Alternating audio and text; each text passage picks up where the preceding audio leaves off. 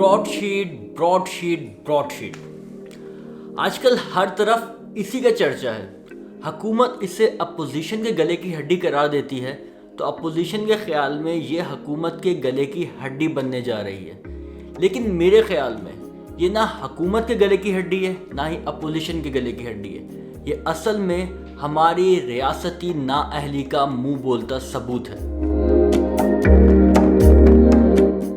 अस्सलाम वालेकुम दोस्तों, मैं हूं मुदस्सिर। बाय प्रोफेशन मैं एक जर्नलिस्ट हूं और बाय पैशन मैं एक ब्लॉगर और व्लॉगर हूं। नॉर्मली अपने इस चैनल पर मैं पॉलिटिक्स की बात नहीं करता, लेकिन ब्रॉडशीट एक ऐसा इशू है जिससे मुतालिक मैंने ये नोट किया है कि लोगों को पता नहीं है, लेकिन हर कोई अपनी अपनी हाँ कर रहा होता है। तो एज एन जर्नलिस्ट मैंने सोचा कि मैं इस सवाल से एक वीडियो बनाऊं, और ये वीडियो मैं अपने उन दोस्तों के लिए बना रहा हूं जिन्होंने मुझे बार बार कॉल करके तंग किया हुआ है कि वे ब्रॉडशीट से मुतालिक बताएं। तो अलग अलग लोगों को मैं इसे डिफाइन करने के बजाय मैं एक वीडियो की शक्ल दे रहा हूँ, ताकि अगर कोई आइंदा मुझसे ब्रॉडशीट से मुतालिक पूछे तो मैं उससे वीडियो शेयर कर दूँ। अगर आपसे भी कोई ब्रॉडशीट से मुतालिक पूछे तो आप भी वीडियो शेयर कर सकते हैं।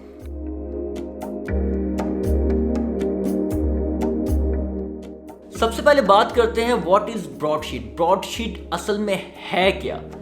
इससे जानने के लिए हमें माजी के झरोके में झांकना पड़ेगा। 1999 नवाज शरीफ की गवर्नमेंट के तख्ता उलट दिया जाता है और जनरल मुशर्रफ इक़्तिदार में आ जाते हैं। जनरल मुशर्रफ की इंतज़ामिया ने इक़्तिदार में आने के बाद ये चीज़ रियलाइज़ की कि पिछले सालों के दौरान मुल्क की बहुत सारी दौलत लूटी गई, जिसकी रिकवरी ज़रूरी है। इस काम के लिए नैब ऑर्डिनेंस जारी किया गया, जिसके तहत नेशनल अकाउंटेबिलिटी ब्यूरो की नैब तश्कील पाया, जो आजकल हर सियासतदान को नैब से प्रॉब्लम होती है। ये एहतसाब का इदारा है, जिसका मकसद लूटी हुई दौलत की रिकवरी था। अगर आप नैब के कवायद व ज़वाबित आज भी उठाकर देखें तो आपको साफ पता चलेगा कि इस इदारे का मकसद पैसों की रिकवरी, जो बदउनवानी से कमाएगा उस पैसे की रिकवरी है। इसीलिए प्ली बार्गिन का कानून भी सबसे बड़ी मिसाल है इसकी कि आप अगर किसी कोई मुजरिम साबित हो जाता है और वो लूटी हुई दौलत वापस कर दे नैब को, गवर्नमेंट ऑफ पाकिस्तान को नैब के ज़रिए वापस कर दे, तो उसे छोड़ दिया जाता है। तो ये सबसे बड़ी मिसाल है प्ली बार्गिन का कानून अपने आप में, कि नैब का असर बनाने का मकसद असल में था क्या। नैब की हदूद जो थी, मसला यहाँ पे आया कि नैब की हदूद जो थी पाकिस्तान के अंदर तक तो थी। पाकिस्तान के अंदर जो लोग मौजूद थे उन्हें पकड़ के पाकिस्तान के अंदर से रिकवरीज कराना वो तो उनके हाथ में था, लेकिन जो दौलत बैरून मुल्क जा चुकी थी, जो बैरून मुल्क लोग सियासतदानों ने या दीगर लोगों ने असासे बनाए थे, उन्हें किस तरह रिकवर किया जाए, उनकी निशानदेही कैसे हो, इन्वेस्टिगेशन कैसे हो। इस काम के लिए उस वक्त के नैब चेयरमैन नैब जनरल अमजद ने जनरल मुशर्रफ को इस बात पे राज़ी किया कि हम एक बैरून मुल्क फर्म से मुआहिदा करें, जो कि ब्रॉडशीट थी, उससे मुआहिदा करें। और उस कंपनी का काम ये था कि वो बैरून मुल्क जो पाकिस्तानी के असासे हैं उनकी निशानदेही करेगा। अच्छा, इस काम के लिए ब्रॉडशीट को 200 लोगों की फहरिस्त दी गई, जिनसे मुतालिक उससे निशानदेही करनी थी कि इन लोगों ने मुख्तलिफ किन किन ममालिक में किन किन जगह असासे बना रखे हैं, ताकि उन असासों की तहकीकात हो सके और पता चल सके कौन से बदनवानी पैसे बना है और कौन सा जायज़ पैसे से बनाया उन्होंने। अच्छा, ये मुआहिदा शुरू हुआ, चलता रहा। इस दौरान ब्रॉडशीट ने पाकिस्तान नैब को $1.5 मिलियन तक की रिकवरी भी कराई, लेकिन फिर ब्रॉडशीट की परफॉर्मेंस इतनी काबिल कदर नहीं थी, मतलब एक्सपेक्टेशंस के मुताबिक नहीं थी। इसलिए 2003 में नैब ने ब्रॉडशीट से मुआहिदा ख़त्म कर दिया।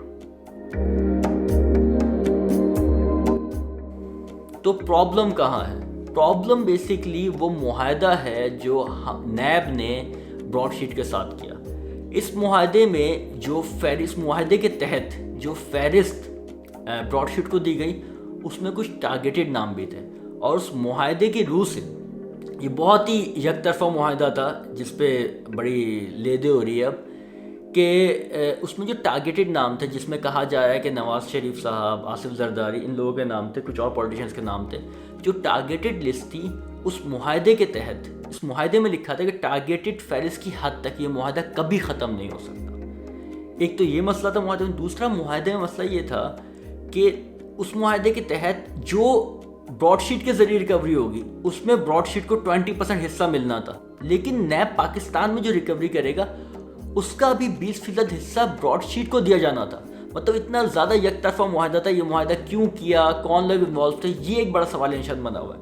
خیر, تو اس معاہدے کی بنیاد پہ, کیونکہ ٹارگیٹڈ لوگوں کی حد تک معاہدہ کبھی ختم نہیں ہو سکتا تھا, اس معاہدہ یہ تھا, تو اس بنا پر 2003 میں جب پاکستانی گورنمنٹ نے براڈ شیٹ سے معاہدہ ختم تو براڈ شیٹ کورٹ میں چلا گیا. اچھا, کیس چلتا رہا. 2007 میں براڈ شیٹ اپنے وکلا کو پیمنٹس نہ کرنے کی وجہ سے لیکویڈیشن میں چلی گئی. لیکویڈیشن بیسکلی جیسے اگر آپ کے بینک میں کوئی اکاؤنٹ ہے, آپ بہت عرصے تک اسے یوز نہ کرو, ڈومنٹ ہو جاتا ہے, مطلب غیر فعال ہو جاتا ہے. اس طرح کمپنی بھی غیر فعال ہو گئی, مطلب کمپنی ایک طرح سے ختم ہو گئی کمپنی 2007 میں. 2008 میں یہ ایک اسٹیٹس کمپنی کا ختم ہو گیا 2007 میں, اور 2008 میں ہماری حکومت کو اچانک خیال آیا کہ ہم براڈ شیٹ سے آؤٹ آف کورٹ سیٹلمنٹ کر لیں. اچھا, پاکستان کی طرف سے براڈ شیٹ سے آؤٹ آف کورٹ سیٹلمنٹ کا ٹاسک احمد بلال صوفی صاحب کو دیا گیا. ان کی نگرانی سربراہی میں ایک ٹیم بنی جس نے مسٹر جیمز نامی ایک شخصیت سے مذاکرات کیا آؤٹ آف کورٹ سیٹلمنٹ کے لیے. مسٹر جیمز جو تھے یہ براڈ شیٹ کے سابق مالکان میں سے, کہہ لیں اونرز میں سے ایک تھے, لیکن قانونی طور پر یہ بات سمجھنے کی ضرورت ہے, جو قانون ماہرین بتا رہے ہیں کہ بیسیکلی کمپنی جو ہوتی ہے وہ الگ اینٹیٹی ہوتی ہے, الگ اپنی پہچان شخصیت ہوتی ہے, آپ کسی ایک شخص سے اس کی ڈیل نہیں کر سکتے.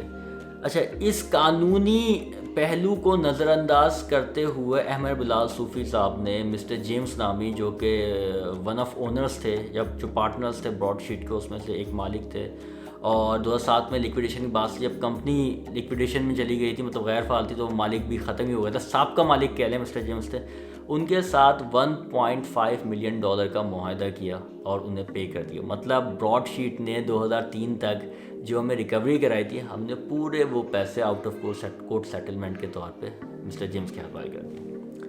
اچھا, اسی دوران کاوے موسوی صاحب جو آج کل بڑے ہمارے چینلز پہ بیٹھے ہوئے ہیں, ان صاحب نے براڈ شیٹ کو کس طرح ریوائیو کر لیا اور یہ نئے مالک بن گئے براڈ شیٹ کے.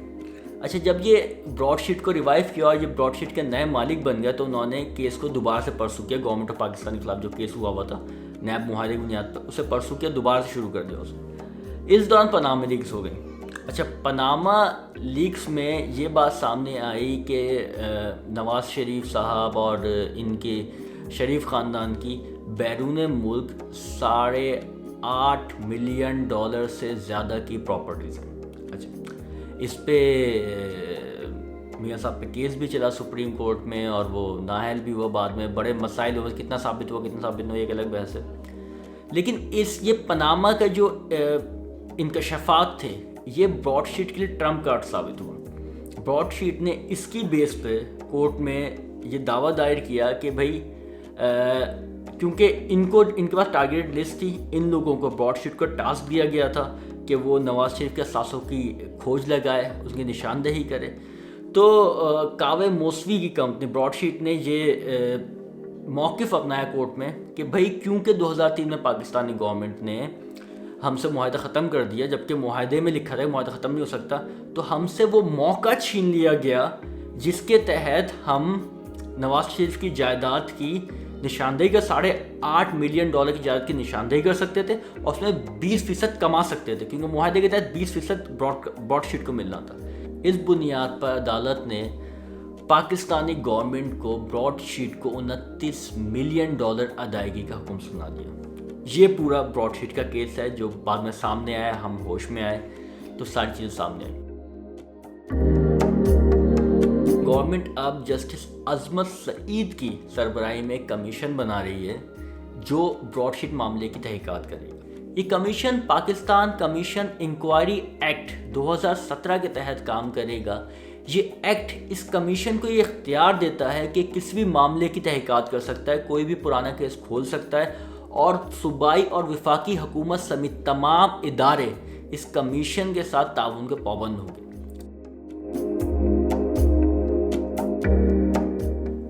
اب سوال یہ ہے کہ اگر یہ ریاستی نااہلی تھی, ریاست کے لوگوں نے جو کیا ان کے سب کیا دھرا تھا, ان کی غلطیاں تھیں, تو اپوزیشن کو اس پہ کیا اختلاف ہے؟ اب نون لیگ کیوں اتنا چیخ رہی ہے؟